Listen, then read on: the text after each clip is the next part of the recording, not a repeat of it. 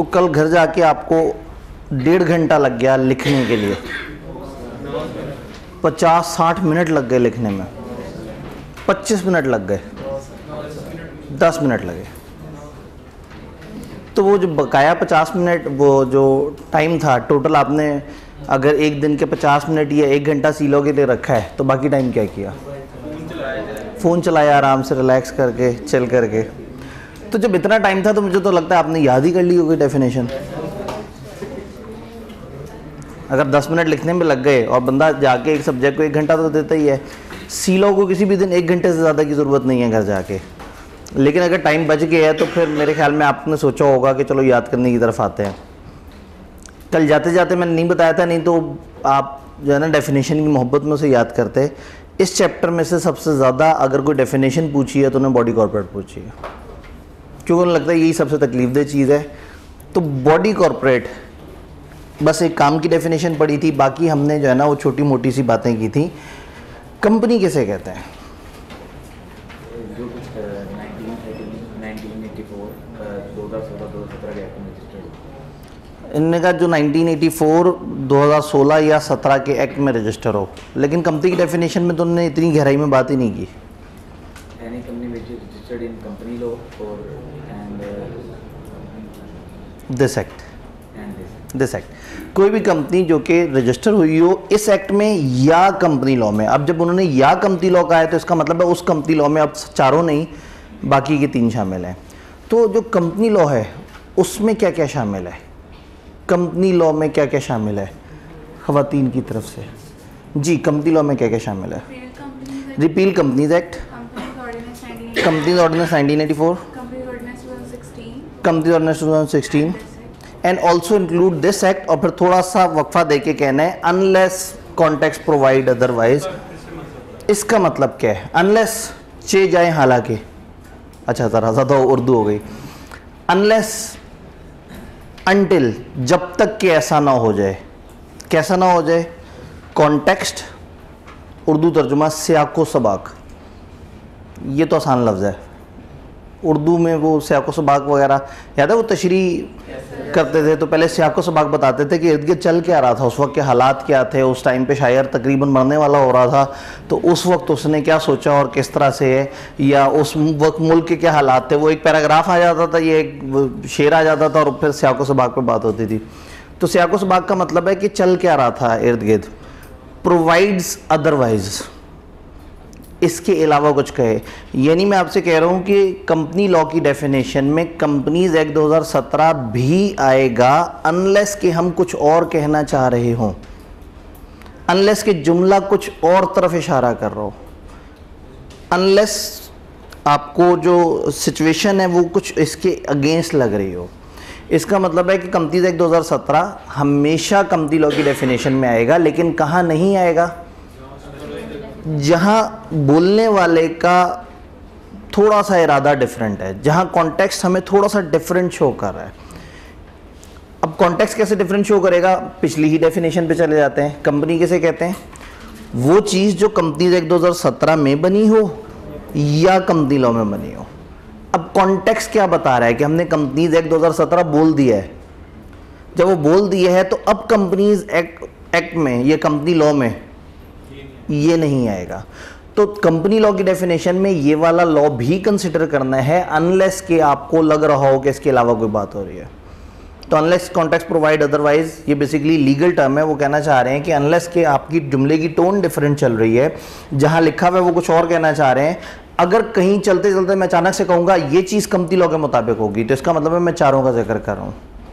और अगर मैं कहीं कह दूँ ये चीज़ पुराने कंपनी लॉ के मुताबिक होगी, अब कॉन्टेक्स्ट से जाहिर हो रहा है कि मैं नए वाले को शामिल नहीं करना चाह रहा। या जुमले ने कहा कंपनीज एक्ट 2017 या फिर कंपनी लॉ, तो अगर आपको टोन ऑफ द सेंटेंस में कंपनी लॉ में फीलिंग आ रही है कि कहने वाले ने कंपनीज एक्ट को शामिल नहीं किया तो वो शामिल नहीं होगा। अदरवाइज जब भी वर्ड कंपनी लॉ आएगा तो हम कॉमन अजम्पशन क्या लेंगे कि इसमें कंपनीज एक्ट शामिल है। तो कंपनीज एक्ट नॉर्मली उन 4 लॉज में होगा जो कंपनी लॉ कहलाएंगे। लेकिन अगर जुमला कुछ और कहना चाह रहा है या इसकी तरफ इशारा नहीं कर रहा तो हम उन 3 को लाजमी काउंट करेंगे, इस चौथे को काउंट नहीं करेंगे। डन? डेफिनेशन जैसे आपको बिलो में भी याद होगा कि थोड़ा सा उसे क्रैम करना पड़ता है। पेपर में जब आप खुद से लिख रहे हो तो इस तरह का जुमला बीच में से स्किप हो जाता है, लेकिन ये डेफिनेशन का ऑफिशियल हिस्सा है। ऑल्दो ये डेफिनेशंस पूछी जाने वाली नहीं है, इसमें कोई बहुत ज़्यादा काम की बात नहीं है, लेकिन फिर भी हमने अपने तौर पर एहतियात रखनी है। तो क्या कंपनी और कंपनी लॉ की डेफिनेशन क्लियर है सबको? फिर हम आगे बढ़े और हमने पढ़ी बॉडी कॉर्पोरेट। बॉडी कॉर्पोरेट आसान ज़बान में किसी भी किस्म की कंपनी। जब हमने एनी टाइप ऑफ कंपनी बोलना होगा तो हम कंपनी नहीं बोलेंगे, बॉडी कॉर्पोरेट बोलेंगे। बॉडी कॉर्पोरेट में 3 चीज़ें शामिल होती हैं। 3 चीज़ें जो शामिल होती हैं, ये गली जहाँ ख़त्म हो रही है वहाँ जिन भाई से टक्कर लग रही है, ये जो सफ़ेद कपड़ों में 3 कौन सी चीज़ें शामिल हैं? Company formed under this act और कंपनी लॉ, यानी कि जो सादा वाली कंपनी है। कंपनी इनकॉर्पोरेटेड आउटसाइड पाकिस्तान, दूसरे मुल्क में रजिस्टर्ड कंपनियां। मैंने सोचा तीसरा लंबा जुमला ज़रा ध्यान से पढ़ा, पिछले वालों में हल्की सी झांकी मारी थी किताब पे, इसमें जो है ना बिल्कुल ही किताबों के अंदर डूब गए। ज़रूरी नहीं कि एज इट इज़ पूरी डेफिनेशन दे, आप सादा भी बता सकते हैं। याद करने के लिए आप पूरी याद कर लीजिएगा, मुझे सादा बता दें जी। ये तीसरी तरह की कौन सी कंपनी है? Body corporated declared to be corporated in the relevant statute. ऐसी बॉडी कॉर्पोरेट, यानी कि बॉडी कॉर्पोरेट किसी भी कंपनी को कहते हैं, ऐसी कंपनी जिसको उसके लॉ ने भी कंपनी कहा है। हमारा लॉ कंपनीज एक्ट, कंपनी कह रहा है कंपनीज एक्ट में या कंपनी लॉ में रजिस्टर हुई हुई चीज़ को। तो अगर पाकिस्तान में कोई और कानून किसी और कंपनी को या किसी और इदारे को कहता है कि तुम कंपनी हो, तो बॉडी कॉर्पोरेट हम भी उसे कहेंगे। हम उसे कंपनी नहीं कहेंगे। कंपनी हम किसे कहेंगे? जो हमारे कंपनी लॉ में रजिस्टर हुआ होगा उसे कंपनी कहेंगे, लेकिन जो इसके अलावा किसी और कानून ने जिसको कंपनी कहा होगा हम उसे बॉडी कॉर्पोरेट कह देंगे। तो बॉडी कॉर्पोरेट हो, कॉर्पोरेशन हो या कंपनी हो, उर्फ़ आम में ये तकरीबन सेम वर्ड्स होते हैं, लेकिन कंपनी लॉ ने कह दिया कि भाई बॉडी कॉर्पोरेट या कॉर्पोरेशन बड़ा वर्ड है, इसमें सारी कंपनियाँ आ जाएंगी, और कंपनी छोटा वर्ड है जिसमें सिर्फ कंपनी लॉ की रजिस्टर कंपनी आएंगी। तो इस तरह की एग्जांपल्स पाकिस्तान में बहुत सारी हैं। बैंकिंग कंपनी ऑर्डिनेंस 1962 में जाके रजिस्टर होती हैं, और वो लॉ कहता है कि तुम लोग कंपनी हो। तो हम अब उन्हें कंपनी नहीं कह सकते, क्योंकि कंपनी तो हमने कंपनीज एक्ट वालों को कहा है, तो अब हम उनको क्या कहेंगे? बॉडी कॉर्पोरेट कह देंगे या कॉर्पोरेशन कह देंगे। ये दोनों अल्टरनेट वर्ड्स इस्तेमाल होते हैं। इसी तरह से इंश्योरेंस कंपनियाँ इंश्योरेंस ऑर्डिनेंस 2000 में रजिस्टर होती हैं। तो इंश्योरेंस का लॉ इंश्योरेंस वाले सेटअप को कहता है कि ये इंश्योरेंस कंपनी है, तो फिर उसके मुताबिक। फिर इसी तरह से नॉन बैंकिंग फाइनेंस कंपनी है, इनका अपना लॉ है, वो उनको अपने तौर पे कहता है। फिर इसी तरह से मुदारबा कंपनीज हैं। तो बहुत सारे ऐसे सेटअप है पाकिस्तान में जो किसी और लॉ के अंदर कंपनी कहलाते हैं। तो हम जब कंपनी बोलेंगे तो हम कंपनी लॉ वाली कंपनी का कह रहे होंगे, और बॉडी कॉर्पोरेट बोलेंगे तो पाकिस्तान में कंपनी लॉ वाली कंपनियाँ, किसी भी और लॉ वाली कंपनियाँ, और मुल्क से बाहर की सारी कंपनियाँ। अगर डेफिनेशन ना होती तो मैं एक जुमला लिख देता, any type of company. Company law में रजिस्टर हो, किसी और लॉ में रजिस्टर हो, या मुल्क से बाहर रजिस्टर हो।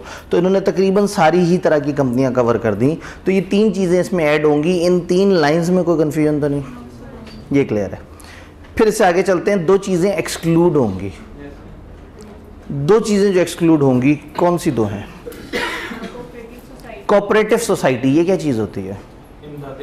इमदाद मामी। अक्सर हाउसिंग सोसाइटीज़ ने क्या किया होता है कि इलाके में 500 घर हैं, हर घर वाला जो है वो 2-2 हज़ार रुपये दे रहा होता है। जब 500 घरों से 2-2 हज़ार रुपये इकट्ठा होगा तो महीने के कितने पैसे इकट्ठे हो जाएंगे? यकीन माने ये कोई बहुत सोचने वाली कैलकुलेशन नहीं थी, क्योंकि सिफर ही वो करने थे ना, 5 को आपने 2 से मल्टीप्लाई। एक भाई ने बताया 10 लाख। अब महीने के जब 10 लाख इकट्ठे हो जाएंगे तो वो सोसाइटी वाले क्या करेंगे? अपने पार्क्स वगैरह मेंटेन कर लेंगे, कोई सड़क टूट फूट हो गई है उसको देख लेंगे, कोई 5-6 सिक्योरिटी गार्ड रख लेंगे, कोई फूल बूटे लगा दिए जगह जगह, कोई थोड़ा सा सोसाइटी खूबसूरत कर ली, कोई 2-3 मीटिंग्स करवा ली, कोई घरों के सामने से कचरा उठवा दिया। अगर हम अपने घर में 2000 रुपये से अपने सामने वाली सड़क ठीक कराना चाहते हैं या एक सिक्योरिटी गार्ड रखना चाहते तो मुश्किल हो जाता।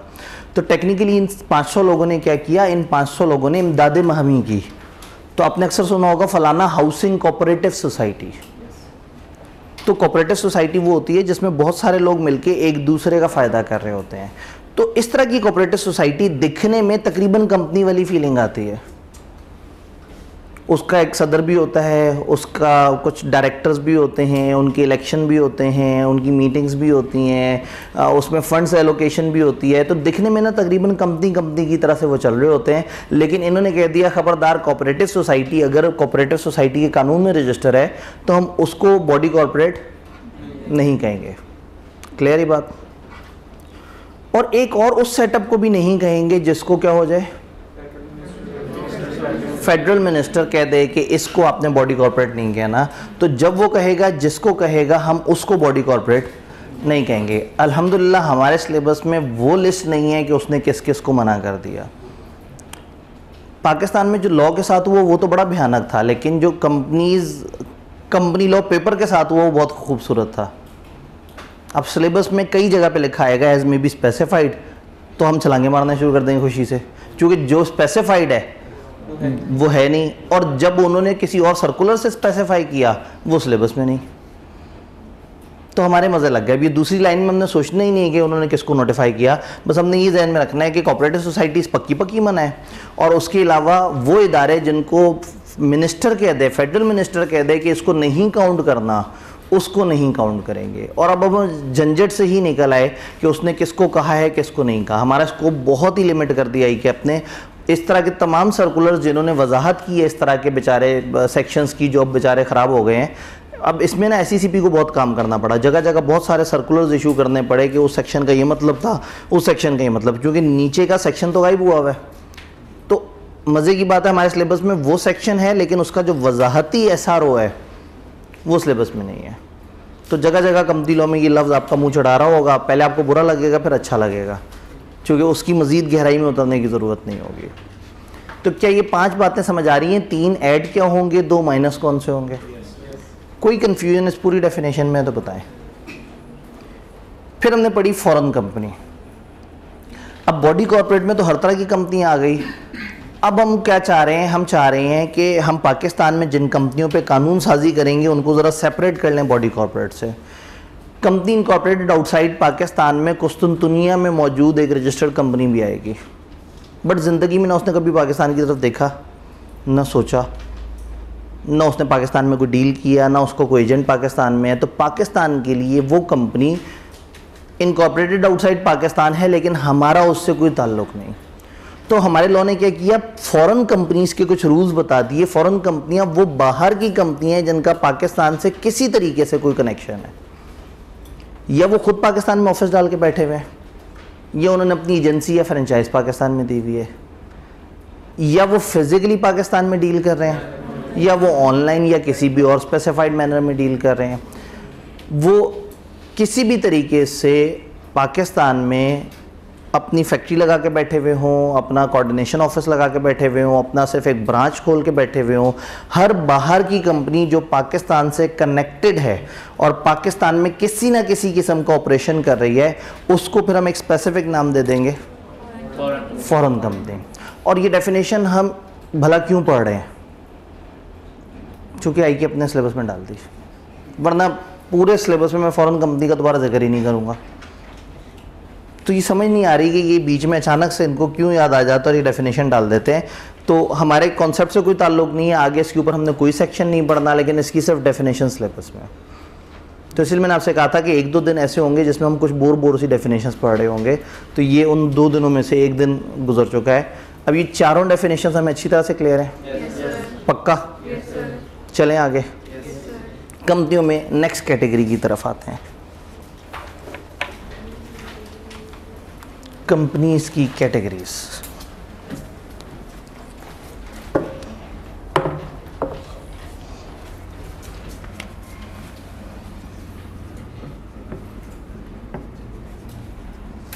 दो मशहूर ज़माना किस्में हैं, आप टेक्स्ट में भी पढ़ते हैं, पब्लिक कंपनी और प्राइवेट कंपनी।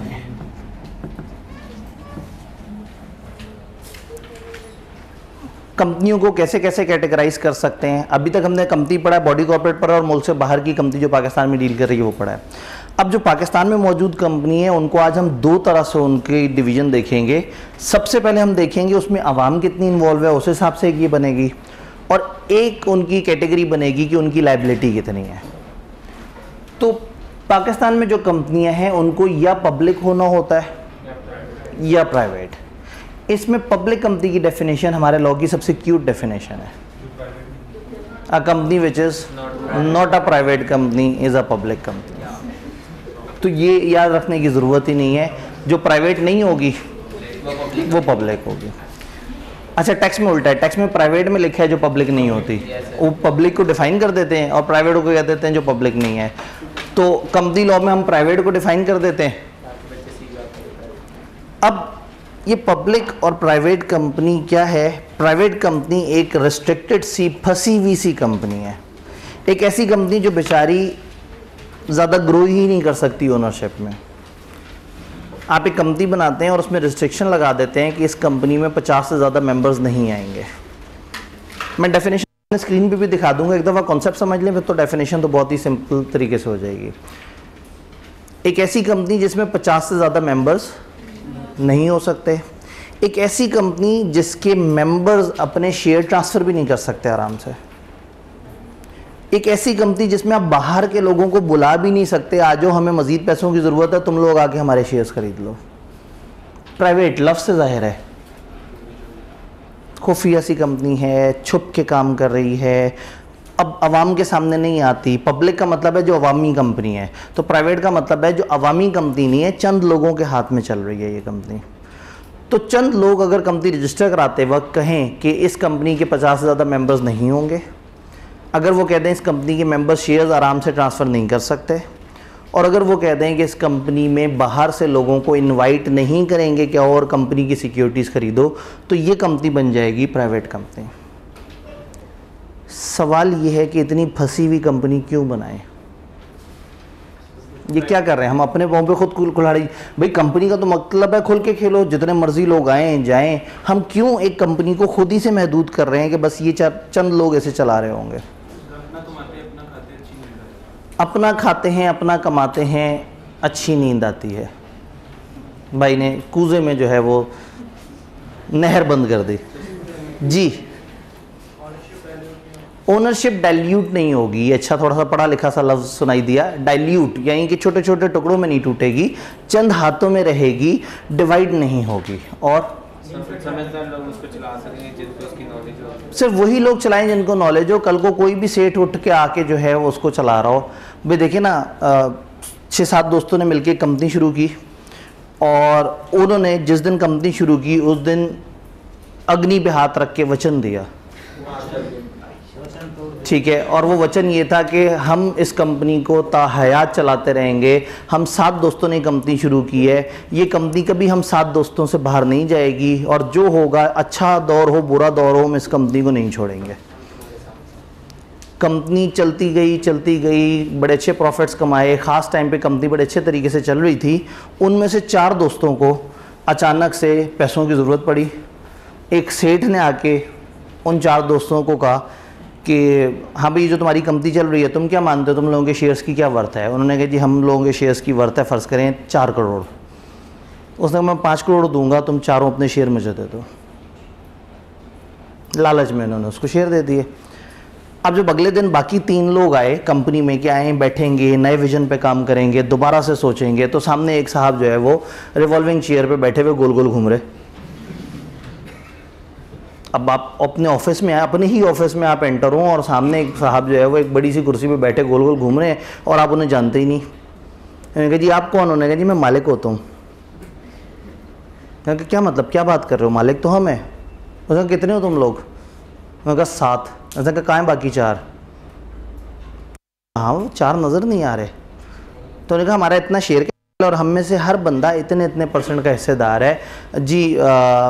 मेरे पास जो है करें 15% शेयर हैं, इसके पास 15% शेयर हैं, उसके पास 15% शेयर हैं, तो हम तीनों के पास मिला के 45% शेयर है। तो आप कहाँ से मालिक हो गए? उसने कहा मेरे पास 55% शेयर है, ये कंपनी मेरी है। मुझे ज़रा हिसाब बताओ इस वक्त कंपनी में चल के आ रहा है, और आगे कोई फ़ैसला मेरी मर्ज़ी के बगैर नहीं होगा। और अब इलेक्शन कराते हैं, मैं चीफ़ एग्जेक्टिव बनना चाह रहा हूँ और मैं अपने 2 भतीजों को भी डायरेक्टर के तौर पे कंपनी में लाना चाह रहा हूँ। अब वो 7 दोस्त जिन्होंने सोचा था हम अपने विजन से कंपनी चलाएंगे, अपनी सोच के मुताबिक वचन लिया था कि हम ऐसा नहीं करेंगे, अब वो 3 दोस्त बेचारे परेशान होके एक दूसरे को देख रहे हैं और आपस में एक दूसरे से पूछ रहे हैं कि हमसे गलती क्या हुई। तो फिर उनमें से एक सियाना था, उसने कहा आबदी साहब का लेक्चर ध्यान से नहीं सुना। अगर उस दिन ये समझ लेते कि प्राइवेट कंपनी हमारे मसले का हल है, अगर ये कंपनी बनाई ही प्राइवेट होती तो इसमें बाहर का बंदा इतना आराम से एंटर ही नहीं हो सकता था। तो होता ये है कि जब चंद दोस्त मिलकर कंपनी बनाते हैं, जब एक फैमिली मेंबर्स कंपनी बनाते हैं, जब आप एक चीज़ को छोटे पैमाने पे लेके चलना चाहते हैं और नहीं चाहते कि हर एरा गहरा उसके अंदर घुस, तो आप कंपनी को रजिस्टर कराते हैं प्राइवेट कंपनी के तौर पर। ऐसा नहीं है कि आप पाबंद हैं, कल को आप प्राइवेट को पब्लिक में शिफ्ट भी कर सकते हैं, उसका भी प्रोसेस लॉ ने बताया हुआ है। लेकिन अगर आप चाह रहे हैं कि एक ऐसी कंपनी हो जिसमें चंद लोगों के पास ही सब कुछ हो और बगैर इजाज़त के बाहर के लोग एंटर ना हो रहे हो, तो ऐसे में आप बनाएंगे प्राइवेट कंपनी। दोबारा याद करते हैं, 3 रिस्ट्रिक्शंस क्या हैं? 50 से ज़्यादा मेंबर्स नहीं होने, शेयर्स ट्रांसफर करने पे कोई रिस्ट्रिक्शन नहीं है, बहुत मुश्किल लगा दिए, बात आसान नहीं हो। और तीसरा, आप इनवाइट नहीं कर सकते बाहर के लोगों को, जैसे हमने कहा कि आप एक डॉक्यूमेंट इशू करके कहते हैं आज जो हमारी कंपनी में इन्वेस्ट कर लो। प्राइवेट कंपनी इस तरह से नहीं करती। किताब से समझने की कोशिश करते हैं।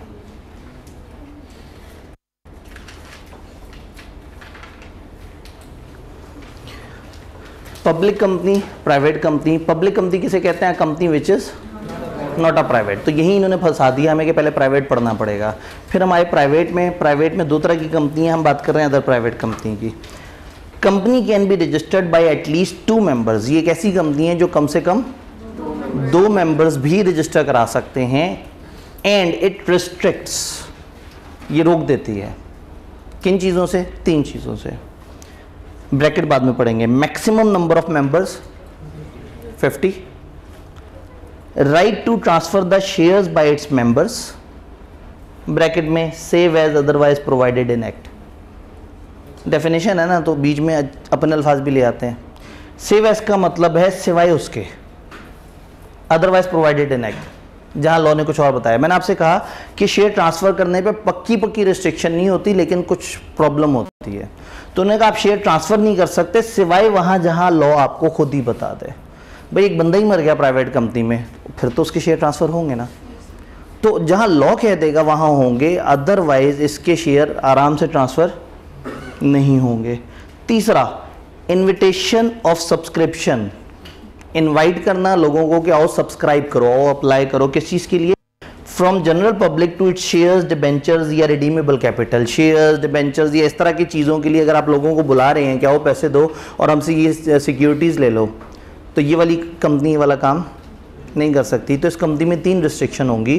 50 से ऊपर मेंबर्स नहीं जाएंगे, शेयर ट्रांसफ़र नहीं कर सकते सिवाय वहाँ जो लॉ ने कोई तरीका बता दिया, उसके अलावा हम शेयर ट्रांसफ़र नहीं कर सकते।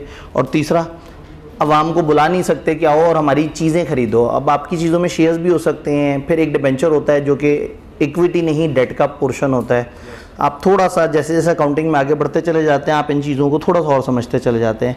फिर रिडीमेबल कैपिटल, ये काबिल वापसी चीज़ें होती हैं कि लोगों ने पैसे दिए, आपने उन्हें सिक्योरिटी दे दी, जब कल को कंपनी के पास पैसे आए उनको पैसे दे के उनसे सिक्योरिटी वापस ले ली। तो आसान अल्फाज में आप लोगों को बुला नहीं सकते कि आओ हमें पैसे दो, आप शेयर ट्रांसफ़र नहीं कर सकते आराम से, और आप 50 से ज़्यादा मेंबर्स तक नहीं जा सकते। यहाँ पे फिर इन्होंने एक थोड़ा सा एक ऑप्शन दी। फ़र्ज़ करें एक प्राइवेट कंपनी चल रही है, 49 मेंबर्स हैं उसके, एक बंदे की डेथ हो गई और उसके 4 बच्चों को शेयर्स मुंतकिल होने हैं। 49 में से डेथ हो गई तो 48 पे चले गए, लेकिन ये 4 बंदे ऐड होंगे तो क्या होगा? 52। और हम कहाँ तक जा सकते हैं? 50। तो फिर लॉ ने एक रूल दिया हुआ है कि अगर कुछ लोगों ने शेयर्स मिल के ख़रीदे हुए हों, कंबाइंड ख़रीदे हुए हों, तो वो एक काउंट होंगे। तो वो चारों के नाम पे जॉइंट शेयर होल्डिंग बन जाएगी, वो चारों मुश्तरका शेयर होल्डर्स होंगे उन शेयर्स के। तो उन चारों को नंबर ऑफ मेंबर्स की गिनती में कितना काउंट करेंगे? 1। Jointly holding shares shall be counted as 1 member. ये बात समझ आई? क्या हमें प्राइवेट कंपनी की डेफिनेशन समझ आ रही है? कम से कम कितने बंदे शुरू करेंगे इसे? कम से कम 2 बंदे शुरू करेंगे। फिर लॉ ने एक स्पेशल किस्म की प्राइवेट कंपनी भी बताई हुई है जिसको हम कहते हैं सिंगल मेंबर कंपनी। एक ही बंदा होता है, 100% शेयर उसी के होते हैं, वही कंपनी का डायरेक्टर भी होता है, वही कंपनी का मेंबर भी होता है, वही सब कुछ कर रहा होता है। जी बिल्कुल। अब अगर किसी भी कंपनी में आपको पीवीटी नज़र आता है, एसएमसी पीवीटी नज़र आता है, तो वो सिंगल कंपनी है। लेकिन खाली पीवीटी लिमिटेड अगर नज़र आया है तो वही प्राइवेट लिमिटेड है। जी बिल्कुल, वो अदर प्राइवेट कंपनी में। हम थोड़ा सा आगे चलेंगे तो हम इन कंपनियों की निशानी देखेंगे कि इन कंपनियों के एंड पे कौन कौन से वर्ड्स लिखे हुए होते हैं। तो प्राइवेट कंपनी की एक स्पेशल फॉर्म है कि अगर एक फ़र्ज़ करें सोल ट्रेडर है, वो कहता है मैं अपनी कंपनी बनाऊँ, होगी कंपनी में, प्राइवेट कंपनी बनाएंगे। लेकिन अगर एक सोल ट्रेडर कहेगा कि मैं कल को अपनी कंपनी खुद बना लूँ, तो आइडियल चीज़ ये है कि वो एसएमसी बनाए, सिंगल मेंबर कंपनी बनाए, उसके 100% शेयर्स उसी के पास हो और चीज़ें चलना शुरू हो जाए। कंपनी बनाने के बड़े फ़ायदे होते हैं। बिजनेसेस को बड़ा ज़्यादा रिलैक्सेशन दी है कंपनियों ने। कंपनी चूँकि सेपरेट लीगल एंटिटी है ना, तो ज़िंदगी बड़ी आसान हो जाती है। वरना ओनर अगर अपने ही बिजनेस में खुद ही सैलरी ले रहा हो तो वो इनएडमिसिबल होता है। टैक्स पढ़ के आए हुए हैं, ज़्यादातर लोगों ने टैक्स पढ़ा हुआ है, तो ओनर के खर्चे अलाउड नहीं है। लेकिन अगर कंपनी हो और कंपनी में ओनर अपनी ही कंपनी से तनख्वाह ले रहा हो, अलाउड है, कंपनी का जेन्युइन खर्चा है, तो कंपनी उतनी सैलरी दे जितनी सैलरी टैक्स में एग्जम्प्ट है। फिर कितना मज़ा है, ओनर कहे कि मेरी कंपनी है जो सर्विसेज प्रोवाइड करती है, और मेरी कंपनी का जो डायरेक्टर है, मेरी कंपनी उस डायरेक्टर को फैसिलिटेट करने के लिए उसके घर का बिजली का बिल देती है। फिर कल को अपने घर वालों के साथ घूमने जाए दूसरे मुल्क, तो कंपनी ने अपने डायरेक्टर्स को रिसर्च के लिए या बिजनेस ढूंढने के लिए दूसरे मुल्क भेजा। तो लोग करते ये हैं कि अपने सामने कंपनी लेके आते हैं, सारा काम कंपनी कर रही है, सारी चीज़ें कंपनी के नाम पे हो रही हैं। कल को कोई बड़ा फ्रॉड, बड़ा मसला हो गया, करोड़ों अरबों का मसला हो गया, कहेंगे बड़ी गंदी कंपनी थी, बंद कर देते हैं इसे। कंपनी फौत हो जाएगी, जो उसके पास असासे होंगे वो लोगों के पास चले जाएंगे, और जो पीछे असल शिकारी था वो महफूज रहेगा। तो पाकिस्तान में जब लोगों को आहिस्ता आहिस्ता समझ आती है कि कंपनी बनाने के दूसरे वाले फ़ायदे ज़्यादा हैं, तो वो कंपनी बनाना शुरू कर देते हैं। औसतन पर मंथ पाकिस्तान में 450-500 कंपनियाँ रजिस्टर होती हैं। कंपनी बनाने का क्या फ़ायदा है? लिमिटेड लायबिलिटी बहुत बड़ा फ़ायदा है। आप बिल्कुल इजी हो गए, आपने कहा ये कंपनी 20 लाख से शुरू हुई है, अब आप कई अरब की गेम खेलें, नुकसान ज़्यादा से ज़्यादा कितना हो सकता है? अगर आप शरीफ आदमी हैं तो जो ज़्यादा नुकसान है वो पे करेंगे, लेकिन अगर आप शरीफ आदमी नहीं है, नुकसान ज़्यादा हो गया, आप कहेंगे ओहो कंपनी ख़त्म हो गई, कंपनी को बंद कर देते हैं, इसे वाइंड अप कर देते हैं। तो कंपनी बना के लोग अपना एक अलग चेहरा सामने लेके आ जाते हैं और वो खुद महफूज हो जाता है। उन्होंने कहा मैं भी ऐसे ही करूँगा, शाबाश। जी असल में कुछ और भी मसले हैं ना। तो ये अगर इतना प्रमोट कर रहे हैं कंपनी बनाना, तो फिर तो सबको कंपनी बना लेनी चाहिए। ये जाल है भाई। एक आम आदमी बिजनेस कर रहा है, वो कहीं रजिस्टर ही नहीं, कहीं इंदराज ही नहीं, उसकी इनकम का किसी को पता ही नहीं। कंपनी बनाने का क्या मतलब है? पहले रजिस्टर हो किसी इदारे के साथ, फिर सालाना उनको अपने अकाउंट्स भेजो, फिर अपने ऑडिट करवाना शुरू कर दो, फिर वो आपकी इन्फॉर्मेशन भी चेक कर सकते हैं, फिर वो निज़ाम को भी देख सकते हैं। तो ये उन्होंने जाल बिछाया है कि लोगों को थोड़ी सी शरारत वरारत नज़र आएगी, वो कहेंगे कंपनी बनाने में फ़ायदा है। और लिमिटेड लायबिलिटी इतना बड़ा फ़ायदा है कि लोग कंपनी में आएंगे, जैसी कंपनी में आएंगे तो उनकी तमाम जो बिज़नेस एक्टिविटी है वो नोट होना शुरू हो जाएगी, उनके बैंक अकाउंट्स ट्रैक हो जाएंगे, उनकी सारी चीज़ें पता लग जाएंगी कि ये क्या कर रहे हैं और किस तरह से कर रहे हैं। तब दोबारा सोच लें कंपनी बनानी है नहीं बनानी। जी जी जी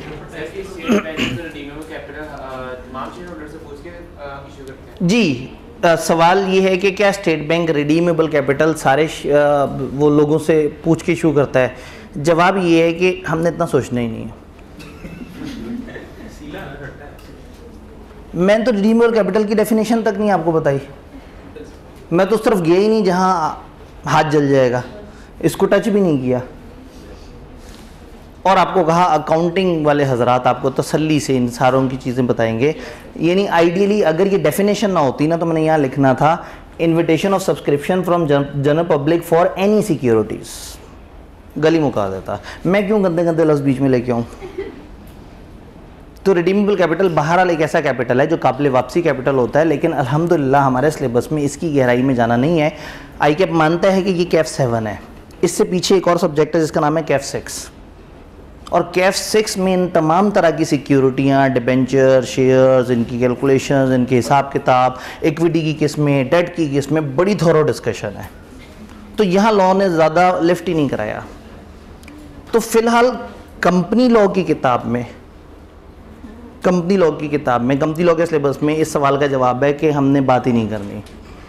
practically section 74 of companies act है जिसमें इसका सलूशन दिया हुआ है कि कंपनी के एग्जिस्टिंग मेंबर से कैसे इजाज़त ली जाएगी, लेकिन हमारे कंपनी लॉ के सिलेबस में वो नहीं है। यहाँ बहुत मज़े लगने वाले हैं। बीलो में क्या होता था, मैं आपको पढ़ा रहा होता था, आप अचानक से कहते थे सर अगर एक बंदा ऐसे करके वैसे करके, अगर वो माइनर हो और वो एक अनसाउंड माइंड के साथ कॉन्ट्रैक्ट करे और वो मिलके किसी को कत्ल कर दें, तो जो कत्ल हुआ उसके बच्चों को जो विरासत तकसीम हो रही होगी उस मुताबिक परफॉर्मेंस ऑफ कॉन्ट्रैक्ट का रूल बताएं। ऐसी गोल गोल दिमाग घुमाते रहते थे। इधर इतना घुमाना ही नहीं दिमाग, जो लिखा है ऐसे है, जो नहीं लिखा वो नहीं है।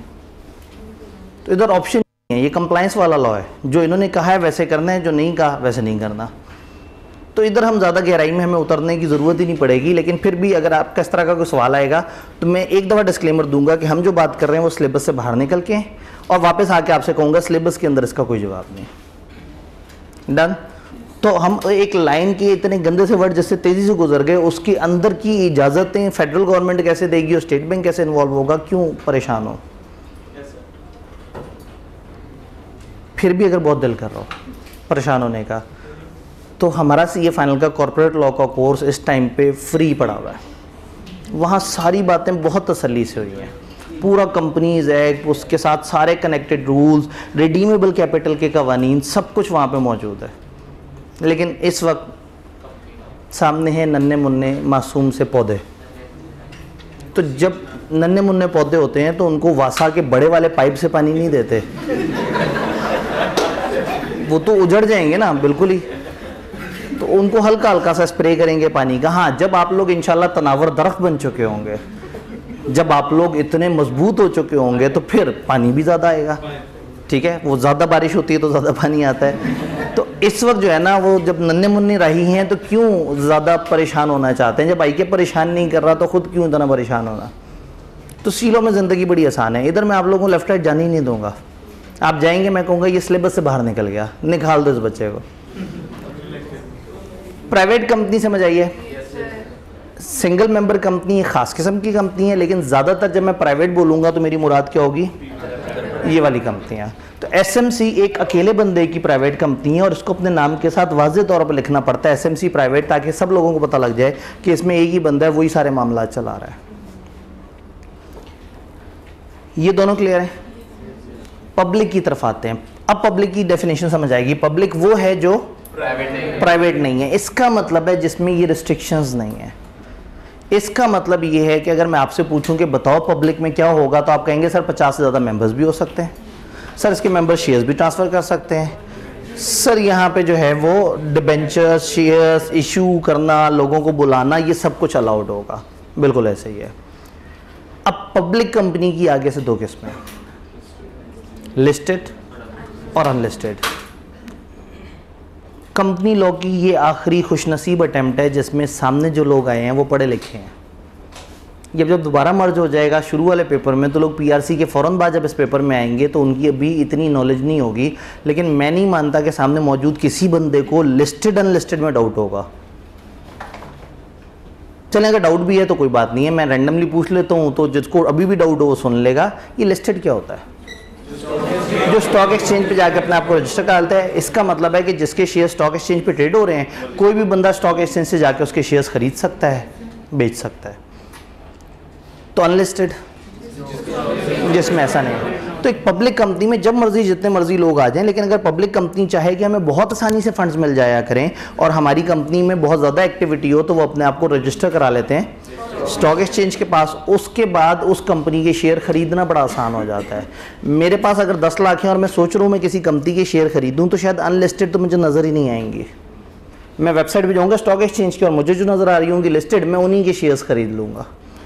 तो जो कंपनियां चाहती हैं कि उनमें ज़्यादा एक्टिविटी हो ओनर्स की तरफ से, वो अपने आप को लिस्ट करवा लेते हैं। और जो पब्लिक हैं लेकिन वो बहुत ज़्यादा अपना सेटअप फैलाना नहीं चाह रहे लेकिन हैं पब्लिक, तो फिर वो प्राइवेट भी नहीं है और वो लिस्टेड भी नहीं है, वो अपने आप को कहाँ ले जाएंगे? अनलिस्टेड। लिस्टेड कंपनी का एक दूसरा नाम कोटेड कंपनी भी होता है। जैसे कोट होता है ना, तो कोट के आगे डी लगा दें, कोटेड। कोटेड कंपनी और अनकोटेड कंपनी। तो अगर कहीं किसी जगह कोटेड कंपनी लिखा नजर आए तो उसका मतलब भी लिस्टेड कंपनी है। क्या ये हमें कैटेगरी समझ आ रही है? पक्की बात है।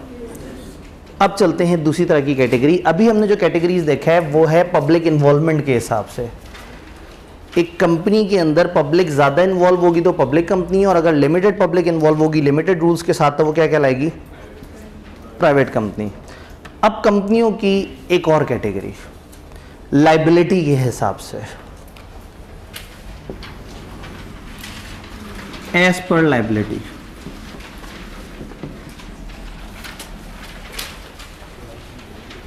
बस ये कैटेगरीज देखने के बाद हमारी वो जो बोर सी जो डेफिनेशंस का छोटा सा सेगमेंट आया था वो ख़त्म हो जाएगा और लॉ दोबारा से खूबसूरत होना शुरू हो जाएगा इंशाल्लाह। एज पर लाइबिलिटी कंपनियां तीन तरह की हैं। Company limited by shares, company limited by guarantee और अनलिमिटेड कंपनी।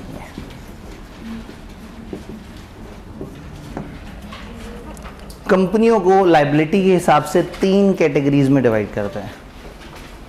ऊपर हमने डिवाइड किया था पब्लिक इन्वॉल्वमेंट के हिसाब से। तो अगर हमने देखना होगा कि कंपनी में ज़्यादा लोग हैं कम लोग हैं, कंपनी थोड़े हाथों में है ज़्यादा हाथों में है, कंपनी की ओनरशिप स्ट्रक्चर किस तरह से है, तो हम देखेंगे कि पब्लिक है या प्राइवेट है। पब्लिक होगी तो फिर देखेंगे ये लिस्टेड है या अनलिस्टेड है। लेकिन अगर हमने देखना होगा ये कंपनी लाइबिलिटी के हिसाब से कैसी है, तो वो तीन कैटेगरीज हैं। Company limited by shares, company limited by guarantee, unlimited. हम अभी तक जिस भी कंपनी के बारे में जिक्र कर रहे थे, ये आपके जहन में जो ओवरऑल गुमान था कंपनी को लेके वो है कंपनी लिमिटेड बाय शेयर्स। इसको समझाना आसान है। कंपनी लिमिटेड बाय शेयर्स वो कंपनी जिसकी लाइबिलिटी अपने शेयर कैपिटल तक है और जिसमें मेंबर की लाइबिलिटी सिर्फ तब होगी जब क्या किया होगा, उसने उधार किया होगा। अगर अनपेड कैपिटल होगा तो मेंबर की लाइबिलिटी है। सम टाइम कुछ लोग मिलके कंपनी स्टार्ट करना चाहते हैं लेकिन वो आज पैसे नहीं देना चाहते, तो अगर आज उनका छोटा कैपिटल होगा तो लोग उस कंपनी में इन्वेस्ट नहीं करेंगे, डर जाएंगे। तो वो लोग काम भी करना चाह रहे हैं, आज पैसे भी नहीं देना चाह रहे और पब्लिक को कॉन्फिडेंस भी देना चाह रहे हैं, तो वो बनाएंगे कंपनी लिमिटेड बाय गारंटी। जिस दिन कंपनी बनेगी वो कंपनी की जो स्टार्टिंग डॉक्यूमेंट्स है, इसको मेमोरेंडम आर्टिकल कहते हैं, हम थोड़ा सा आगे चल जाके इसके बारे में पढ़ेंगे। वो अपने स्टार्टिंग डॉक्यूमेंट में लिख देते हैं कि अगर इस कंपनी पे बुरा वक्त आया तो हम सारे मेंबर्स फर्ज करें 1-1 लाख रुपए देने के पाबंद हैं। तो बजाय इसके कि वो एक डब्बे में पैसे इकट्ठे करें और फिर वो डब्बे में जितना पड़ा हुआ उतनी लाइबिलिटी हो, वो लाइबिलिटी को फिक्स कर देंगे, वो गारंटी दे देंगे। 7 बंदों ने कंपनी शुरू की है, वो गारंटी दे देंगे आवाम को कागज़ पे लिख के कि अगर इस कंपनी ने कभी किसी के साथ धोखा किया हम सारे मेंबर्स 1-1 लाख रुपए तक लायबल हैं। तो जब बुरा वक्त आएगा तो वो 7 लाख रुपए देंगे, लेकिन अगर बुरा वक्त नहीं आता तो शायद उनको कभी जेब से पैसे ना निकालने पड़े। तो ये कब बनाई जाती है? जब अलग अलग इंडिविजुअल बिजनेस अपने ऊपर कंपनी की छत लेके आना चाहते हैं। भाई हफीज़ सेंटर में 100 दुकानदार हैं, हर दुकानदार अपना बिजनेस कर रहा है। अब एक तरीका ये है कि हर दुकानदार अपने आप को कंपनी के तौर पर रजिस्टर करे, एक तरीका ये है कि ये सारे इकट्ठे हों और पूरे के पूरे हफीज़ सेंटर को कंपनी बना दें ताकि सबकी लिमिटेड लाइबिलिटी हो जाए। सारे इकट्ठे हुए, सबने का एक काम करते हैं, हम हफीज़ सेंटर को कंपनी बनाते हैं, हम सारे इसके मेंबर बन जाते हैं, तो एक कंपनी बना देंगे 100 मेंबर्स की जिसकी लाइबिलिटी होगी गारंटी वाली। हर दुकानदार कहेगा कि अगर कुछ गलत हुआ तो मैं लाख रुपया या इतने रुपए देने का पाबंद हूँ। तो फिर क्या होगा, हर इंडिविजुअल जो बिजनेस कर रहा होगा उसको अनलिमिटेड लाइबिलिटी की टेंशन नहीं रहेगी, वो लिमिटेड लाइबल हो जाएगा। उसकी ज़्यादा से ज़्यादा लाइबिलिटी कहाँ तक होगी? 1 लाख तक। तो वो वाली कंपनीज जो इंडिविजुअल्स बिजनेस कर रहे होते हैं, कुछ प्रोफेशनल्स अपने अपने तौर पे काम कर रहे होते हैं, कुछ इंडिपेंडेंट तरीके से चल रहे होते हैं, ये जो स्पोर्ट्स एंड फिटनेस क्लब होते हैं ये भी कंपनियां होती हैं लेकिन लिमिटेड बाय गारंटी। तो मुख्तलिफ जगह पे मुख्तलिफ लोग अगर इस तरह का सेटअप बनाएं जिसमें वो सब इनफरादी बिजनेस कर रहे हैं लेकिन कंबाइंड एक छतरी के अंदर आना चाहते हैं कंपनी की, तो वो क्या बनाएंगे? Limited by guarantee. इसमें कंपनी की लाइबिलिटी कितनी है? जितने उसके एसेट्स हैं। और मेंबर की लायबिलिटी कितनी है? जितनी उसने गारंटी दी हुई है। इस कंपनी में नॉर्मली शेयर कैपिटल नहीं होता। अब मेरा एक सवाल है, अगर एक कंपनी के पास शेयर कैपिटल ही नहीं है तो वो चलती कैसे है? क्या कोई कंपनी बगैर शेयर कैपिटल के चल सकती है? क्या कंपनी चलाने के लिए हमेशा आपको पहले दिन शेयर कैपिटल चाहिए?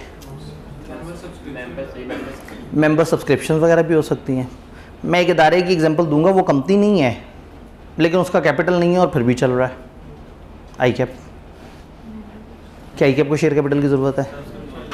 आईकैप के चाहने वाले ही बहुत हैं। सालाना वो नजराने जमा करा रहे होते हैं आईकैप को, ठीक है। आप लोग 5-5 हज़ार जमा करा रहे होते हैं, हम लोग 25-25 हज़ार जमा करा रहे होते हैं, ठीक है। कॉलेज हो तो वो तो बेचारा रुल जाता है, वो 4-5 लाख रुपया सालाना जमा कराना शुरू कर देता है।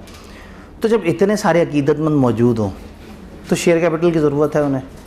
तो इसी तरह से जो स्पोर्ट्स वाली कंपनी बनेगी वो एक मेंबर्स की मंथली सब्सक्रिप्शन रख लेंगे। एग्जैक्टली काफ़ी इस तरह के बहुत सारे जितने भी हैं, ज़्यादातर जब वो कंपनी बनाना चाहते हैं अपने आप को तो वो लिमिटेड बाय गारंटी बनाते हैं। तो लिमिटेड बाय गारंटी नॉर्मली बगैर शेयर कैपिटल के चलता है। इसके जो मेंबर्स हैं वो माहाना या सालाना बेसिस पे कुछ सब्सक्रिप्शन दे रहे होते हैं और उन्हीं पैसों से वो इदारा चल रहा होता है। फिर इदारे की अपनी इनकम भी तो होती है। फॉर एग्जाम्पल हफीज़ सेंटर जो वहाँ पार्किंग स्टैंड होगा उससे कमा रहा होगा, जो वहाँ लोग आ रहे होंगे उनसे डिफरेंट सर्विसेज की मद में कमा सकते हैं। हो सकता है Hafeez centre, the Hafeez centre नामी कंपनी, एक आध दुकान उसकी अपनी हो या कैंटीन उनकी अपनी हो वहाँ की। तो कंपनी ज़रूरी नहीं कि शेयर कैपिटल हो तो कमाएगी वरना नहीं कमाएगी, लेकिन कंपनी शेयर कैपिटल के साथ भी हो सकती है, बगैर भी। तो गारंटी लिमिटेड में शेयर कैपिटल हो भी सकता है, और अगर नहीं है तो मेंबर कहाँ तक लायबल है? गारंटी अमाउंट तक। और अगर शेयर कैपिटल भी हुआ तो गारंटी भी लायबल, प्लस जो शेयर कैपिटल में अनपेड अमाउंट है वहाँ के लिए भी लायबल। बात समझ आई? इससे पहले कि हम तीसरे वाले की तरफ जाएं, इन पहले दो की ज़रा डेफिनेशन देख लेते हैं।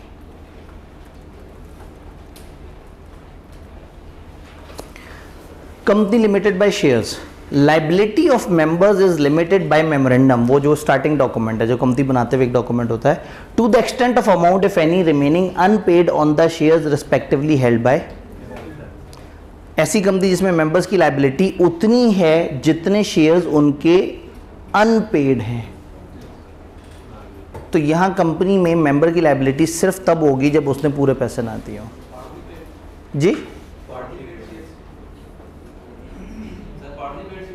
जी, पार्टली पेड शेयर्स जो अब ख़त्म हो चुके हैं। मैंने आपको बताया कि 1984 के बाद ये कॉन्सेप्ट ख़त्म हो गया, लेकिन अगर आज भी 1984 से पुरानी कंपनी हो और उसने 10 रुपये के शेयर के अगेंस्ट 8 रुपये दिए हुए और 2 रुपये भी नहीं दिए, तो जितना उसने नहीं दिया हुआ उसके लिए वो बंदा लायबल होगा। लेकिन अगर उसने अपने पूरे पैसे उस डब्बे में डाल दिए हैं जिसका हमने जिक्र किया था, तो फिर मेंबर की लायबिलिटी हो जाएगी ज़ीरो। अब सिर्फ कंपनी लायबल होगी, मेंबर लायबल नहीं होगा। तो लिमिटेड बाय शेयर समझ आया? Limited by guarantee, liability of owner is limited to amount member guarantee to contribute in event, अगर कंपनी लिक्विडेट हो जाती है, बंद हो जाती है, वाइंड अप हो जाती है। तो कंपनी लिमिटेड बाय गारंटी में मेंबर की लायबिलिटी कहाँ तक है? जितनी उन्होंने गारंटी दी है। कंपनी मे और may not have share capital. अगर कंपनी का शेयर कैपिटल तो liability shall also include, also ऊपर वाला तो है ही है, also include amount unpaid on shares if any. क्या ये दोनों तरह की चीज़ें समझ आ रही हैं? फिर एक तीसरी कंपनी होती है अनलिमिटेड कंपनी। कंपनी बनाने का सबसे बड़ा फ़ायदा होता है लिमिटेड लायबिलिटी। तो ये तीसरी कैटेगरी लॉ ने बना तो दी है, लेकिन लोग अनलिमिटेड कंपनी रजिस्टर नहीं करवाते। जहाँ लॉ को लगता है कि ये सेंसिटिव जगह है, यहाँ पे अगर लोगों की लिमिटेड लायबिलिटी बन गई तो उन्होंने आतंक मचा देनी है, अरबों के फ्रॉड करेंगे और एंड पे कहेंगे अच्छा जी 20 लाख का कैपिटल था, ले लें। तो लॉ कुछ जगह फोर्सफुली कंपनियों को कहती है कि आप रजिस्टर तो होंगे लेकिन अनलिमिटेड। तो इसको नॉर्मल कंपनी के सारे एडवांटेजेस तो हैं, सब कुछ नॉर्मल कंपनी की तरह है, लेकिन सिर्फ एक प्रॉब्लम है, लायबिलिटी लिमिटेड नहीं है। तो ये गवर्नमेंट के कहने पे लोग मजबूर होकर इस तरह की कंपनी बनाते हैं, वरना अपने शौक से कोई अनलिमिटेड लायबिलिटी कंपनी नहीं बनाता। इसकी एग्जांपल गोल्ड माइन इंटरनेशनल, एक कंपनी जो कि पाकिस्तान में नेटवर्क मार काम कर रही थी और लोगों से पैसे लेके उनको मुख्तलिफ तरह की स्कीम्स देती थी। तो गवर्नमेंट को लग रहा था कि ये आगे चल के कई करोड़ का फ्रॉड कर जाएंगे, तो उन्होंने कहा जी आप अनलिमिटेड लायबिलिटी के तौर पर रजिस्टर हो। जहाँ जहाँ कंपनी के नाम के साथ ना फिर अनलिमिटेड लगाना पड़ता है। पाकिस्तान भर में मुश्किल से 2 या 3 कंपनियाँ हैं जो अनलिमिटेड के तौर पे काम कर रही हैं। फिर ये जो मिनरल्स एक्सट्रैक्ट कर रहे होते हैं, फिर मादनियात, फिर जो अहम धातें हैं, फॉर एग्जांपल अगर एक कंपनी बलूचिस्तान में सोना निकाल रही है तो क्या रखी है उसकी लायबिलिटी? 10 करोड़, 25 करोड़, 5 अरब, 10 अरब, लिमिट ही कोई नहीं उसमें ना। वो अगर टाइम होता है तो कई दफ़ा मैं क्लास में कैलकुलेशन करता हूँ कि अगर एक कंपनी 1 ट्रक सोने का चोरी कर ले तो कितना सोना चोरी हुआ होगा। तो जब हिसाब लगाते हैं तो कहानी सैकड़ों बिलियन पे पहुँच जाती है। तो ऐसी कंपनी कितने के शेयर कैपिटल से रजिस्टर करवाए, कितनी लायबिलिटी रखे, तो उनको फिर अनलिमिटेड बनना पड़ता है। तो अनलिमिटेड खुशी कोई नहीं कर, गवर्नमेंट मजबूर कर देती है कि आप अनलिमिटेड कंपनी के तौर पर रजिस्टर होंगे। ऑयल रिफाइनरीज, बिजली, पानी, गैस, ये सारी कंपनियां गवर्नमेंट हमेशा चाहती ये है कि वो अनलिमिटेड बने, लेकिन इस वक्त पाकिस्तान में प्रैक्टिकली वो अनलिमिटेड नहीं है। ये जो आपकी लेस्को, मैपको वगैरह है, भाई इनसे एक छोटी सी गलती हो जाए, किसी एक दिन गलती से ये वो वाली वोल्टेज जो कि बाहर बड़े वाले खंभे तक पहुंचती है, वो 10,000 वोल्ट, वो अगर यहाँ पहुँचा दे तो घरों में आग लग जानी है, तारें जल जानी है, इक्विपमेंट्स उड़ जाने हैं। तो एक दिन में इनकी 5 मिनट की गलती का मतलब है कई 100 अरब का नुकसान हो जाना है। तो अगर इनको ये हो कि ठीक है नुकसान हो गया, कोई बात नहीं, हम 20 लाख से रजिस्टर हुए थे, ये 20 लाख पकड़े, हम कंपनी बंद कर रहे हैं, तो गवर्नमेंट ऐसे तमाम ख़तरनाक जगह जहाँ ज़्यादा इन्वॉल्वमेंट होती है पब्लिक की, उन्हें पाबंद कर देती है कि आप क्या बनाएंगे? Unlimited company. डन। तो वो जो हमारा डेफिनेशंस का बोर हिस्सा चल रहा था, अभी 1-2 और डेफिनेशंस हैं लेकिन वो हमारी कॉन्सेप्ट रिलेटेड है। मुल्क चलाने वाले इनको फोर्स नहीं करते कि ऐसे करें? मुल्क चलाने वाले इनको फोर्स नहीं करते, करते हैं, लेकिन मुल्क बचाने वाले रोक भी देते हैं। आपस में लड़ रहे हैं ना, कि किसी को कोई कहता है तो अदालत से छूट जाते हैं, अदालत वाले कहते हैं तो इदारों से छूट जाते हैं। ये ख़तरनाक बहस है। ठीक है जी, तो बस अब आप लोगों ने आपने देख लिया कि दरमियान में हमने वो थोड़ा सा जो है, कल ये लाजमी से पढ़ के लिख के आना है। कल हम जो है ना एक इम्पॉर्टेंट डिस्कशन करेंगे, एक एसोसिएशन नॉट फॉर प्रॉफिट होती है, उसमें डेफिनेशन नहीं है, उसमें पूरा प्रोसेस दिया हुआ है 2 सफ़े का। तो इंशाल्लाह कल मज़ा आएगा। ठीक है।